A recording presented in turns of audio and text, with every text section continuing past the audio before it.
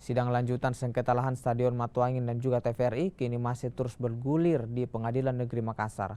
Pekan lalu, sidang memasuki agenda mendengarkan keterangan saksi ahli dari pihak penggugat.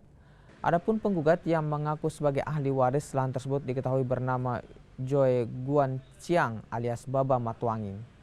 Dirinya memiliki bukti kepemilikan lahan seluas 14 hektar tersebut berupa surat tanah atau Simana Butaja yang merupakan hak milik adat atau rincik dari Kelurahan Mariso.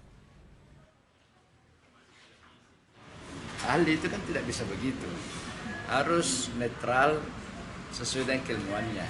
Nah, seperti hibah tadi itu dengan rinci, hibah itu banyak diatur dalam KUH Perdata. Kapan tersuruh di situ dia tidak mau menjawab, itu kan saya bilang tidak jujur.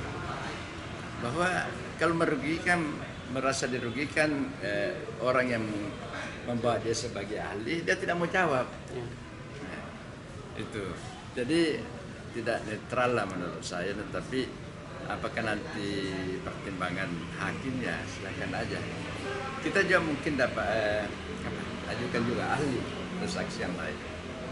Tuntutannya cuma mengembalikan saja Stadion Matuangin, TVRI, bahkan kolam renang itu dikembalikan ke klien kami karena milik klien kami, ya Baba Matuangin. Kalau luas keseluruhan Kak? Kalau keluasan luas dari surat kami yang kurang lebih 14 hektar, kalau kurang lebih. Itu dari mana saja itu Pak? Memang dari ujung Matuangin sampai ke TVRI? Ya, yang Anda lihat sendiri perbatasan Kakatua, ada stadion, ada Cendrawasih, ada Mapanyuke, di situ batas-batasnya. Itu yang ya kami selalu mempertanyakan dasar hak kepemilikan dari provinsi itu apa.